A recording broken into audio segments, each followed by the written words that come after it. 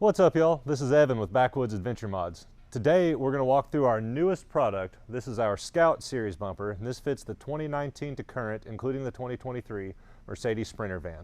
Let's take a closer look. If you're watching this, there's a good chance you're familiar with our original full-size, full replacement bumper. So we've had that one out for a few years and it's been really popular, and we've had some requests for something that looks a little bit more integrated into the van. So this sits really tight into the front of the van, as you'll see.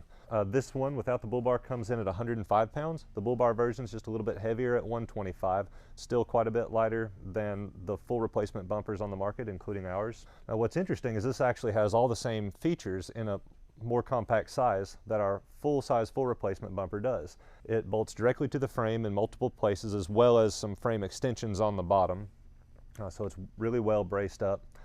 The winch cradle is designed for the Warn VR and Xeon series up to 12,000 pounds. It's got the 3/4 inch shackle mounts, it's got the 2-inch receiver, and it's compatible with the parking sensors as well as the active cruise control, active brake assist sensor here. Also, it exceeds the amount of airflow required based on the Mercedes upfitter guidelines, and it's a much easier install. So we'll go through that process next. There's two different ways you can do this install. If you're not familiar with cutting factory bumper parts, or you're just concerned that you might cut too deep, or for whatever the reason is, you can take the whole assembly off and cut it on the ground. And if you choose to do that, there's 3 little torque screws at the top, and then there's a couple that you'll see straight down, and then there's a bunch of the little plastic body clips kind of around the perimeter of the bumper wrapping up to the fender. Once those are off, it's just these 2 large torque screws, and the bumper should kind of pop out from the side of the headlights and then come out, and you'll have to unplug a couple harnesses when you remove it. We have a complete video on that in our full replacement bumper. What I'm going to do here, because I think this is the easiest way to do it, I'm going to cut it on the van, and I'll be very, very careful, and I'm going to use an oscillating tool, but this is going to make for the quickest and, in my opinion, the easiest install. So the cut's actually going to be pretty easy. It's right along this body line. Over here in this area, we're just going to come straight vertically down from this point here. We'll use the tape measure and we'll butt it up against the side of this license plate bracket along the sharpest body line that's just below the sensors. You want to let the tape measure curve with the body of the van to get the proper measurement, and it's 21 1/4. We're going to put a mark at 21 1/4 from the side of that bracket, which I've already done. And I'm going to take a piece of tape and start at the corner of the cut, and we're going to be cutting along the inside of the line, the inside of that curve, straight down, and we'll let the tape continue down to the last body line. And it's a little hard to see in the video, but this line right here, that's where we're going to stop that vertical cut. We're going to mark a point along this body line that sticks out right next to this little body clip. So along this line, starting at the back, we're going to measure forward 1.5 inches and put a mark. Then we're going to take a piece of tape and go from that mark to the inner side of the tape where we stopped at this last body line. So I'm going to do another straight line from that point to this point. We'll repeat that on the other side. I forgot to mention on the other side, when we came up and measured that 1.5 inch mark, from that 1.5 inches to the end, we're actually going to cut along that body line. So I'm going to use this piece of tape just to highlight that. I wouldn't normally even tape it right there. I would just finish out the cut, but that's worth noting. I'm going to use this oscillating tool. You could use a grinder with a cutoff wheel, or really any cutting tool you have, but this is by far the best in my opinion. It's easier to control, it's easy to maneuver, way less risk of cutting yourself. And like I always recommend, if this is the first or only one of these that you're going to do, if you're not a shop, or if you are a shop and this is the first one you're doing, I always recommend cutting a little bit inboard of your line first and then doing a test fit. So I'm going to cut, I've done a couple of these now, so I'm going to cut pretty close to my line, but even so, I'll probably trim it a little bit because I'd rather have to cut it 2 or 3 times than have a ruined bumper. I'm also going to leave it bolted on just so when I make the final cut, it doesn't fall off. And note that this parking sensor, this line of parking sensors running through here, there's a harness back there. So especially when you're cutting through here, don't cut very deep. And the same applies to right here. Just only cut deep enough to get through the plastic. We're going to cut right up kind of in the middle of the curve. I want to leave this outside curve here because I think it adds to the structural integrity of what we leave behind, and I think it leaves a nice soft edge. but I'm going to get pretty much just up in the radius of the inside of the curve.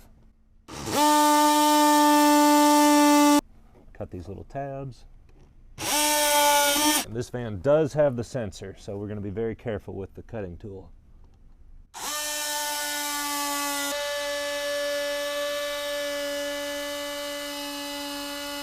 Right here is where the harness is behind, and it's back there a decent amount, an inch or so. It's just worth noting, you don't want to have this blade plunged all the way in there. Here's where we turn the corner.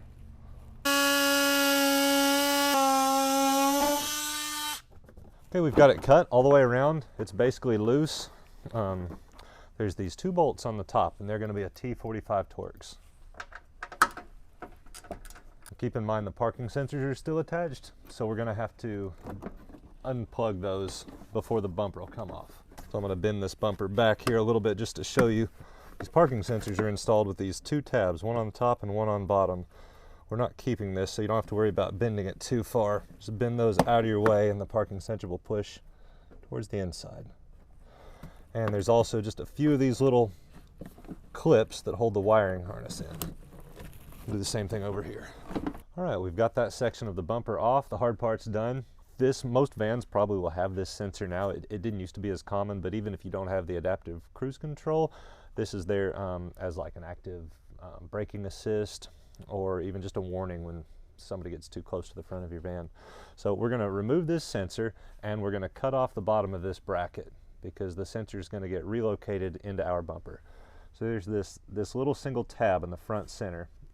You have to lift, we're going to lift up on it, and with my other hand I'm going to push the sensor out at the top from the back side. You have to push up on it pretty hard. It rolls forward, and the sensor will then pop out forwards. And we'll squeeze both tabs on the side of this plug, and then be very careful with this. In fact, I want to say it says discard if dropped on the back, but be gentle with it. This bracket we don't need anymore. You can leave it on for now until we pull this off, but I'm going to go ahead and just cut it off. Be careful if you have the camera, because there will be a wire above it. If you don't want to cut this off, if you think you might need it for some reason, there's 2 bolts that hold the bracket up. They hold the bracket on up at the very top behind the grill. I'm going to push the bottom section of what's left of the bumper up out of my way so I can make a clean cut up high where we won't see it. Again, make sure that you don't hit your camera wire. I actually unclipped the wire from the edge of the plastic bracket before I did this.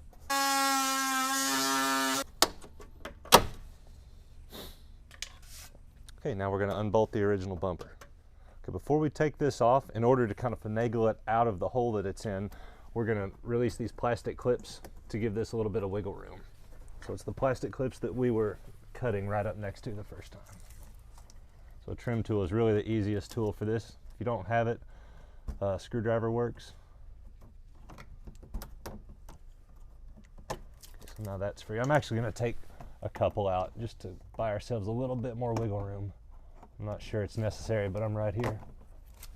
And now we'll take off this bumper. We'll also take off this lower cross member at the same time. They all use a 13mm socket.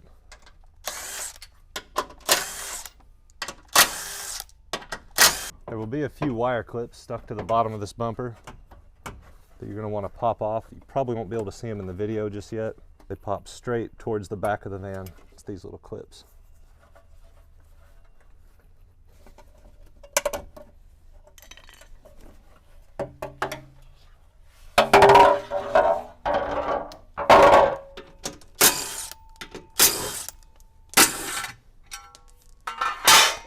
We need to get this plastic air dam out of the way. I got a little bit ahead of myself, so I can't show you on video, but in order to get this off, you'll have to put a little slit in it and in between the two, because it actually must get put on at the factory before these hoses, and we don't want to disconnect the hoses, and we're not going to keep this part, so just cut it. That way you can get it off. There's just a couple clips on the side. You can actually take a screwdriver and put it in, and it pops out. Same thing over here. Okay, we're almost ready to put the bumper on. You'll want to clean up your cut. You can just kind of pick it off, or you can sand it off, or you can just cut it off with a utility knife or a pocket knife. So I'm going to go through and do that all the way around the edge. And then the passenger side harness for the parking sensors needs to be removed from these last two clips on the bumper. Don't bend them too hard. We're going to put them back in. We're just going to temporarily take it out from this side so that after the bumper's on, we can feed it through the bumper and connect it into the center two holes again. Just lift up on the top and push down on the bottom clip and gently push it in from the outside and remove the wire from the clips behind it. And then I'll do the same thing on this one on the side. You just won't be able to see because it's way back in there. A couple quick notes before we put the bumper on. You'll reinstall the bumper using the hardware we supply. And we've had people ask us about skid plates. Are engine skid plates compatible with our bumper? And the answer is yes. Most skid plates, the very front section will mount to these little kicker braces that hang down from the frame. And that's also where the bottom of our bumper mounts. So if you have the skid plate, pull these bolts out, leave the skid plate in place, and put our bumper on. If you're running the skid plate and this bumper, we've got these skid plate spacers. And what these do, they'll space the top of the bumper out the same amount that the bottom is spaced out because of the skid plate. So this is the same thickness as that skid plate. So just a note, put that on first before you put the bumper on if you have the skid plate. If not, you'll just discard these. As for the cut that you made here, this section is easy because you have the body line to follow. Just in case you don't love the cut you did here, and I would wait until you test fit the bumper to determine that, but we've got some edge trim that you can use to cover this from here down. If you didn't get the straightest cut or if it's got a little bit of a gap, this will give you some forgiveness. My goal is to try to do it without the edge trim, but we'll see. We'll make that call after we do the test fit. All right, we're ready to put this on. Go ahead, make sure to have your hardware handy. I've got 6 bolts over here, 6 bolts over there to make it easier so you're not scrambling. And I have the wiring harness that we pulled out of the passenger side laid back out of the way and kind of tucked back behind everything so it's not in the way. At this point, you can choose to do this yourself, but it's really awkward and cumbersome, especially if you have a winch in it. Oh, also, that brings me to this point. If you have a winch and you're going to install it, now is the time to do so. You can't do it once the bumper's on the van. So in this install, we're not going to put a winch in. The customer is going to do it later if they choose to do so. So it's not quite as heavy without the winch. So anyway, we've got Mo here. He's going to be helping us. Okay, whoever's on the passenger side, which this is Mo, he's got it easy because that little thing sticking out of the frame will kind of hold it for him. He just needs to get it close. Yeah, I'm going to stick 1 bolt in each side, then we'll see how we like our cut. You can just reach through any of these airflow holes. I've got my knee under it and I'm using my knee kind of pushing up off my toes to push with my knee to kind of raise the bumper into place and put the bolts in. All right, so I can already tell I'm going to need to trim it just a little bit wider. I can feel it pushing on the bumper.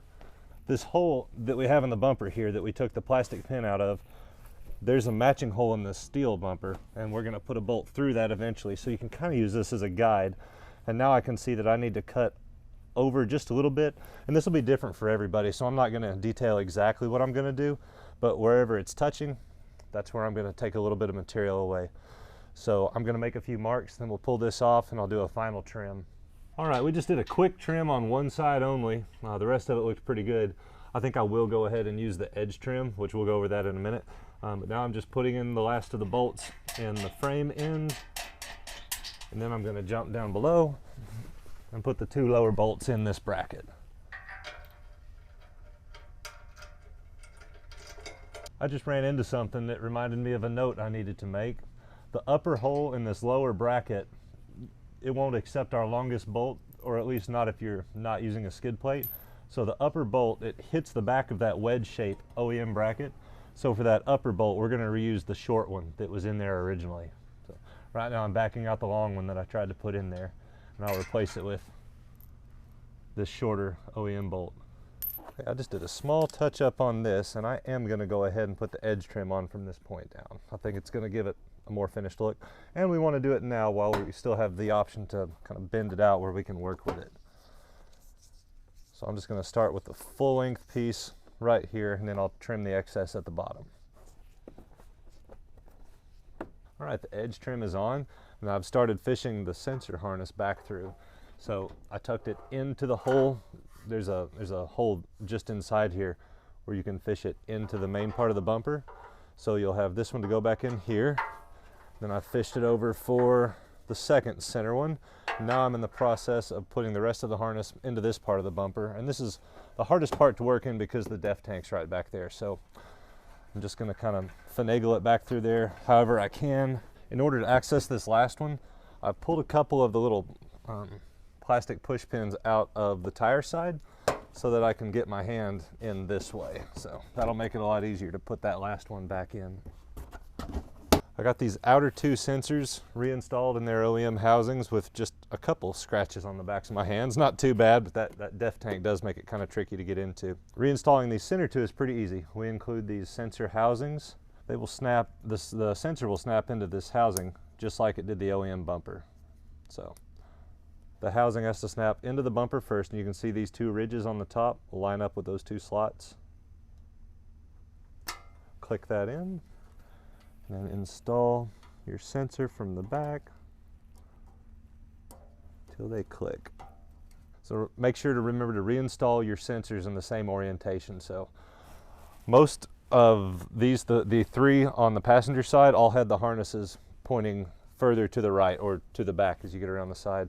This one here has the wiring harness going towards the passenger side. So just remember that as you put it back in. Okay, now we're going to reinstall this ABA sensor. So the wiring harness is oriented down, and on top there's this little peg, and inside our sensor housing there's a little round hole. So we're going to put the little round peg in the little round hole, and then these pegs on the side of the sensor correspond with this little triple hole, and that's for adjustment. So you spread these ears apart, and when we snap this in place, we're going to put the peg in the top first, and then we'll snap it in, and we want to start with the center position. That should reorient this just the way it was in the factory bumper. If you need to adjust it, then you have one position to aim it a little further up and one position to aim it a little further down, depending on what it needs. But we find that this middle position gives us the best luck. Connect it to the wiring harness first. In the middle hole on both sides, and then we want to mount this inside the bumper, not outside the bumper. It looks a lot cleaner. We've got 4 1/4-20 black stainless bolts, and I'm going to use a washer and a lock washer and then a hex nut. We'll do the same for the other 3 holes. All right, so now we want to reconnect this portion of the OEM bumper to our Scout bumper. So we're going to use this little ear that sticks off the bottom and reconnect the splash shield and the OEM bumper. So use another one of the 1/4-20s. We're going to sandwich that all in there. It's going to be a 5/32 Allen key, and it's easier to spin it from the bottom than it is to try to start the nut on top because it's a tight little space to work in. We'll tighten this down and do the same on the other side. The last bit of hardware will be any of these little plastic clips that you had to remove throughout the process. I took out a couple on the fender liner side, on the passenger side, plus this lower one. We'll put it back in, and obviously we won't be putting one back in here. That was the last of the hardware, and if you did a winch or any lights, don't forget to secure any loose wires. And that wraps it up. This has been an installation of our 2019 to current Sprinter Scout bumper. And don't forget, it's also available without the bull bar. If you guys have any questions, feel free to reach out to us anytime at backwoodsadventuremods.com. Thanks for watching.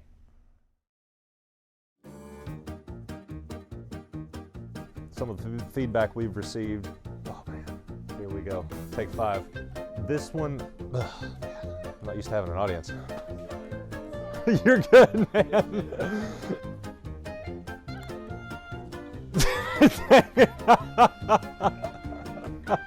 These guys. Got the same black textured powder coat. I lost my train of thought. It's like being Gru and there's minions. Like back there, like hitting each other and making explosions. Well, it was just funny, like a minute ago, like he's like stepping on each one. Started back over. That's what I tell us. They don't step on the board. We're used to like straight pipes and Mustangs out here.